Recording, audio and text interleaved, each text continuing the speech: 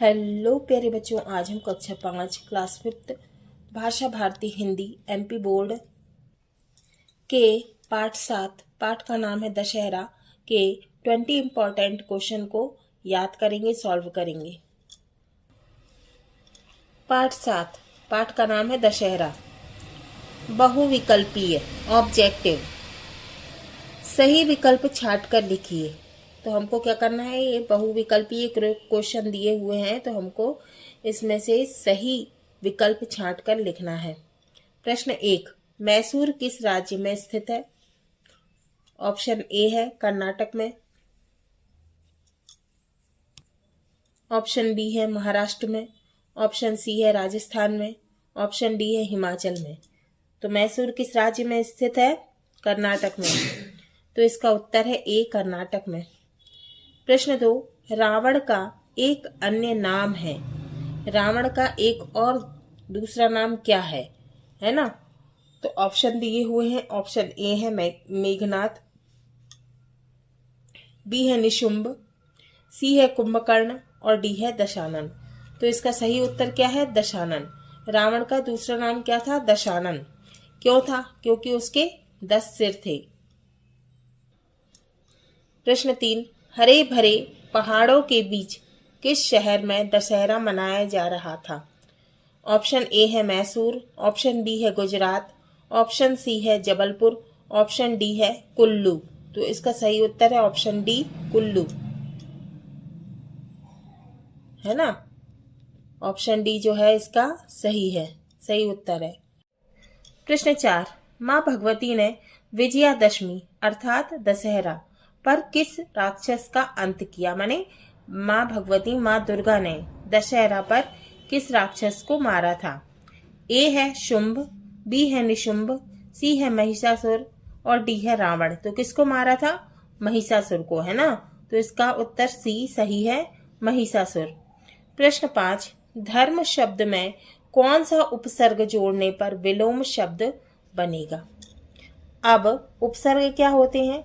जो शब्दों के पहले जुड़ते हैं उन्हें उपसर्ग कहते हैं, है ना? विलोम का मतलब होता है उल्टा, ठीक है?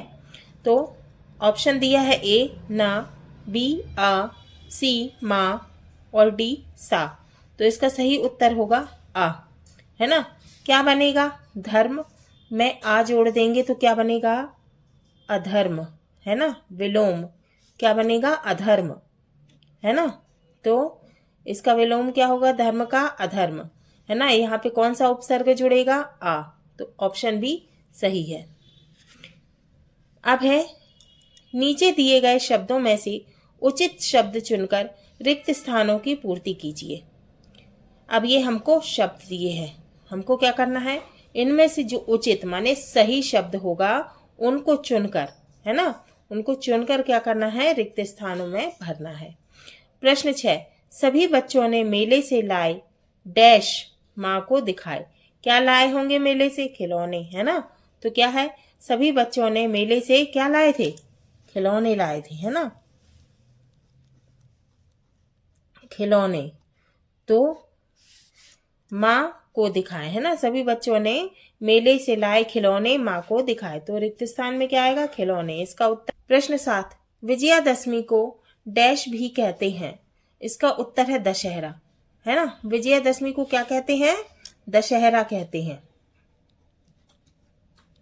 ठीक है? तो रिक्त स्थान में क्या आएगा? दशहरा। अब है प्रश्न 8, लोक नृत्य और परिधान डैश की पहचान करते हैं। किसकी पहचान करते हैं? रिक्त स्थान में क्या आएगा? संस्कृति, है ना? क्या आएगा रिक्त स्थान में? संस्कृति।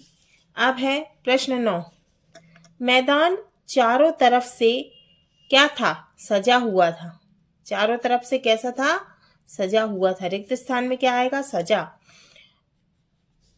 अब है प्रश्न 10, गुण शब्द में डैश प्रत्यय लगाने पर विशेष शब्द गुणी बनता है। क्या लगाने पर गुणी बनता है? ई। क्या हो जाएगा?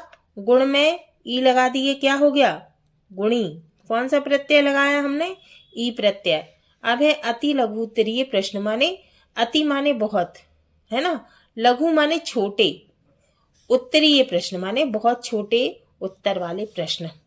अब कैसे होते हैं ये, एक शब्द में उत्तर होता है, ठीक है। अब प्रश्न 11, श्री राम के गुरु कौन थे? तो इसका उत्तर है श्री राम के गुरु वशिष्ठ जी थे। अब है प्रश्न 12, दिए गए शब्दों में ईय प्रत्यय लगाकर नया शब्द बनाइए। क्या लगाना है हमको? ईय प्रत्यय लगाना है। उत्तर है प्रांत में हमने क्या लगा दिया? ईय, है ना। प्रांत में हमने ईय लगा दिया तो क्या बन गया? बन गया प्रांतीय। अब वंदन में हमने ऐसे ही ईय लगा दिया तो क्या बन जाएगा? वंदनीय। अब है प्रश्न 13, गरबा किस राज्य का प्रमुख नृत्य है?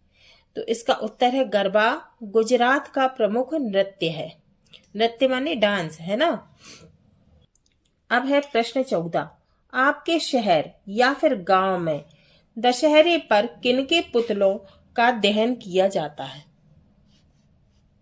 तो इसका उत्तर है हमारे शहर में दशहरे पर रावण, मेघनाथ और कुंभकर्ण के पुतलों का दहन किया जाता है। अब है लघु उत्तरीय प्रश्न। लघु माने छोटे, उत्तरीय प्रश्न माने छोटे उत्तर वाले प्रश्न।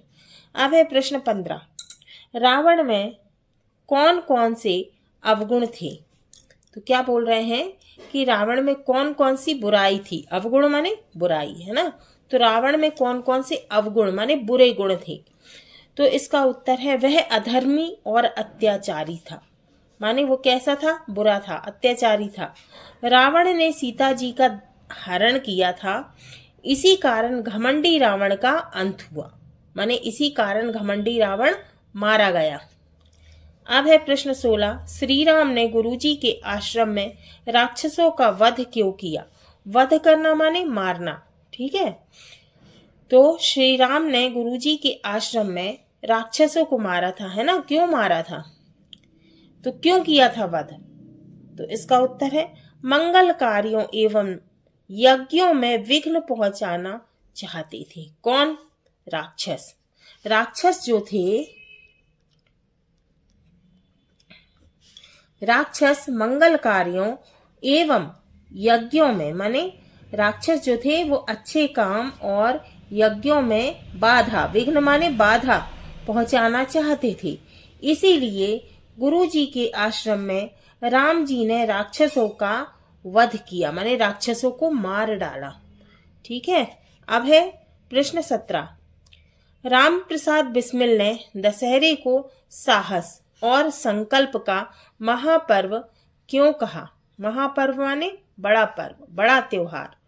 अपने शब्दों में लिखिए। तो इसका उत्तर है क्रांतिकारी राम प्रसाद बिस्मिल ने दशहरे को साहस और संकल्प का महापर्व कहा, क्योंकि प्रेरणा लेकर परतंत्रता माने गुलामी के राक्षस एवं देशद्रोहियों को समाप्त करने की ठानी। किसने ठानी थी? राम प्रसाद बिस्मिल ने। अब है प्रश्न 18, दिए गए संज्ञा शब्दों को विशेषण शब्दों में बदलिए, ठीक है।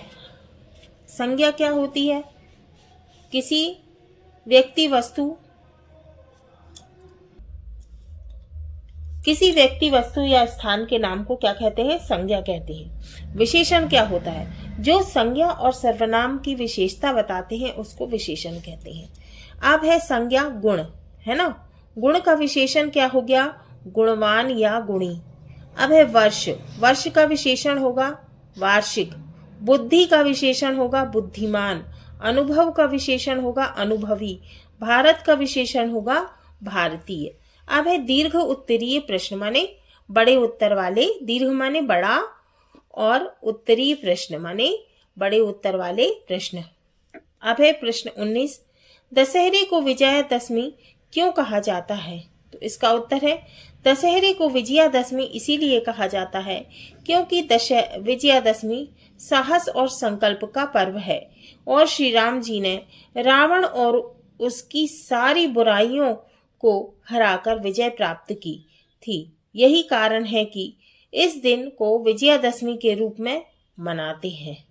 प्रश्न 20, बुराई पर अच्छाई की जीत के प्रतीक के रूप में मनाए जाने वाले किसी अन्य त्योहार के बारे में लिखिए। तो इसका उत्तर है दशहरा बुराई पर अच्छाई की जीत का प्रतीक है। माने दशहरा जो है वो बुराई पर अच्छाई के जीत के रूप में माना जाता है। इसी प्रकार होली भी बुराई पर अच्छाई की जीत का प्रतीक है। इसी तरह, है ना, इसी प्रकार माने इसी तरह होली भी बुराई पर अच्छाई की जीत का प्रतीक है, माने माना जाता है। होली का त्योहार प्रहलाद की भक्ति एवं उनके पिता की बुराई पर जीत के रूप में मनाया जाता है।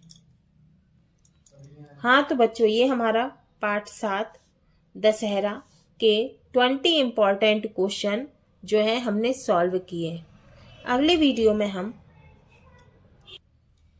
संस्कृत खंड प्रथमः खंडः चित्रकथा पुल्लिंग शब्दाः स्त्रीलिंग शब्दाः नपुंसकलिंग शब्दाः को पढ़ेंगे।